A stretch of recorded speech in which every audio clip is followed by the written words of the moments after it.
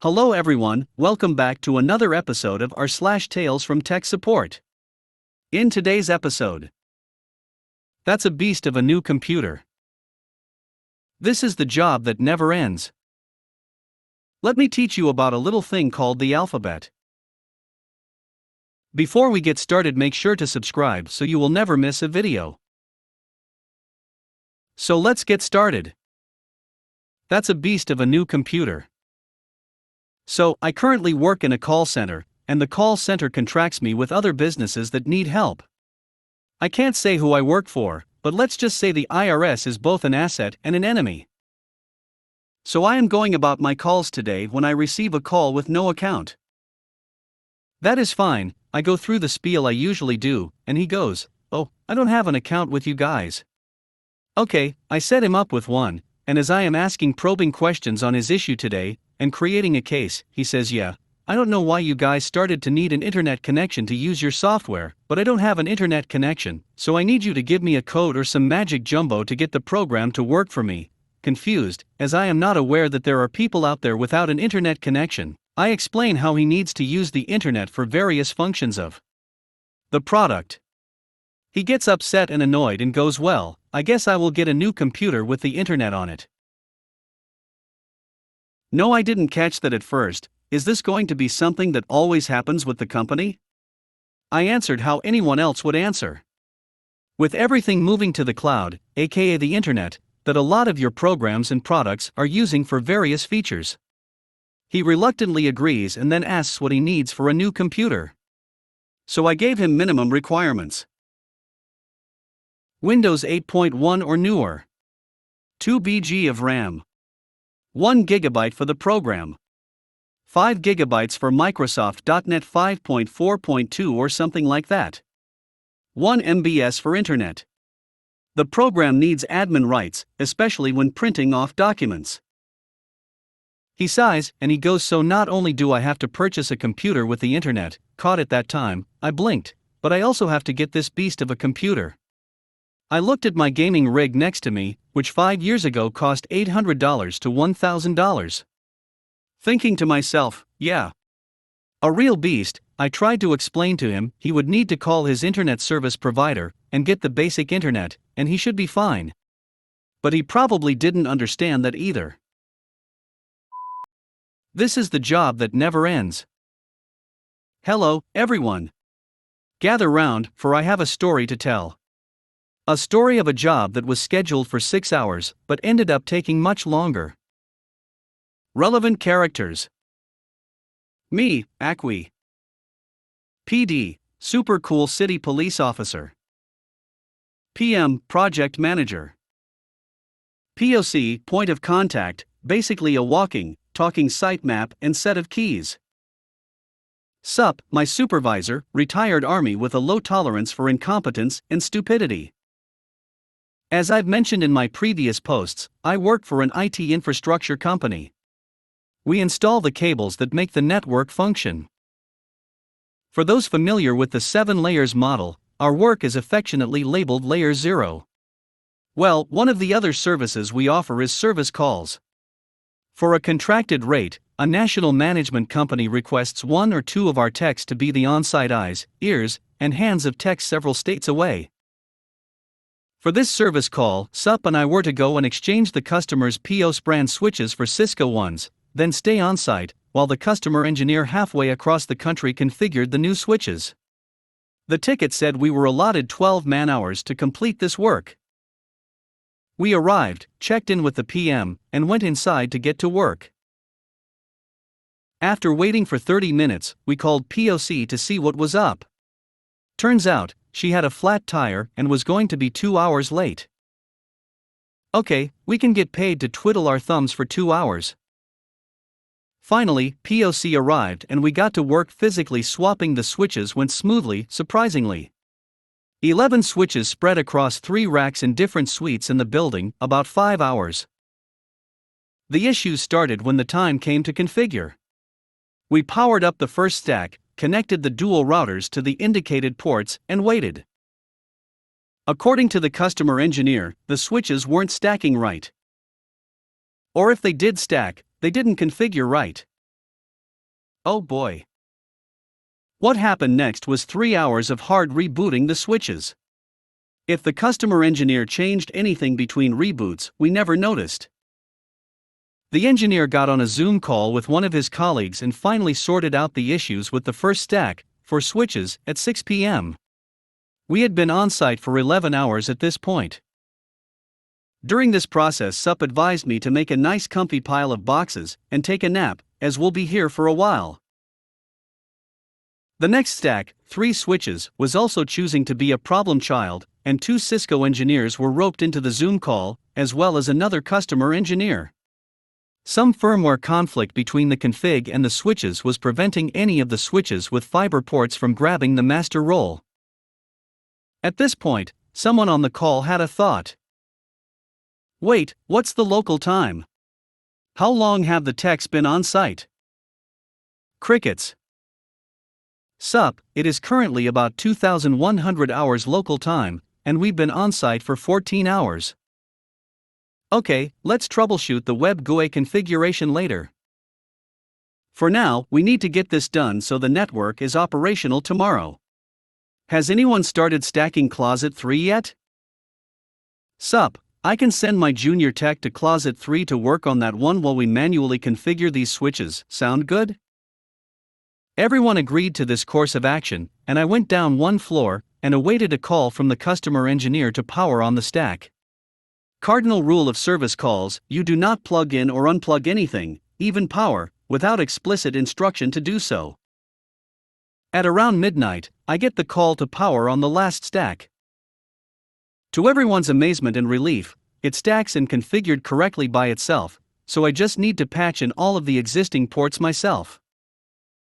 As I finish with that, I get a text from SUP. The 3 stack is working. He'll meet me in the main closet to collect our tools and leave. Yeah. I close the closet and open the door to leave the suite. Beep beep beep beep beep beep. Yep, the alarm auto-armed at midnight, and both POC and building security have gone home for the night.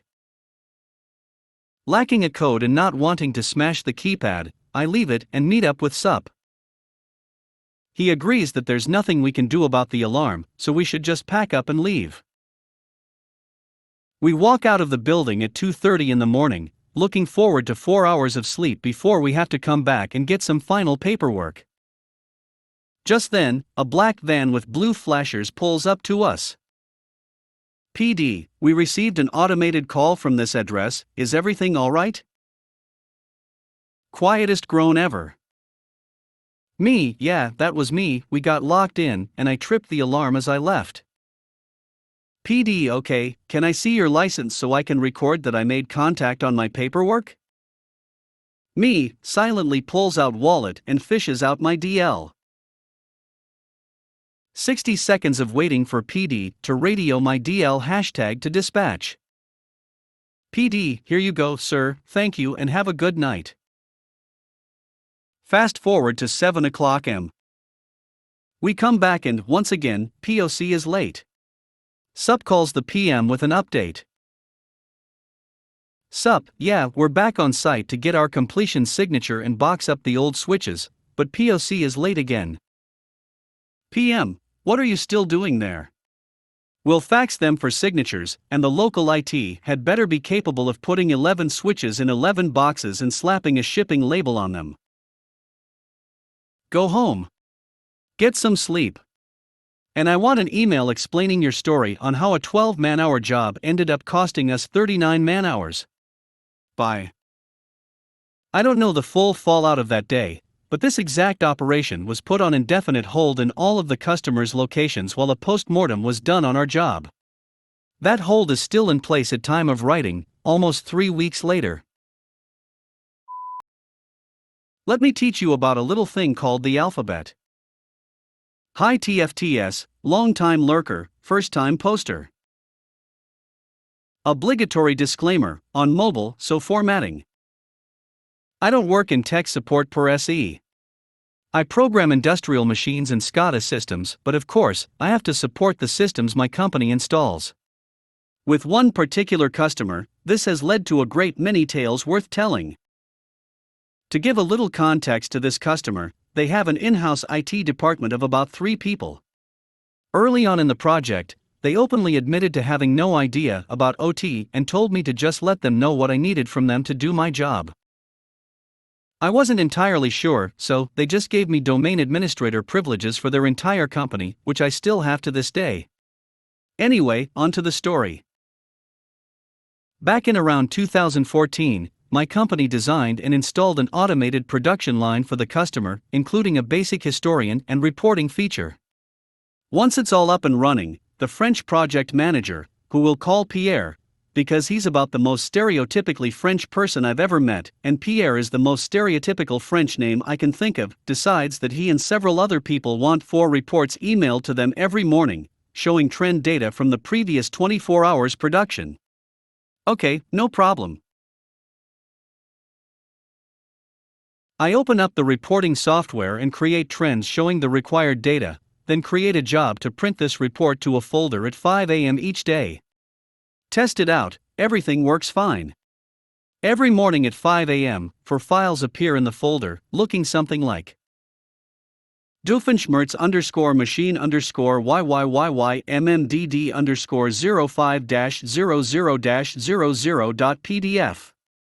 Skyhook machine YYYY MMDD _05-00-00.pdf.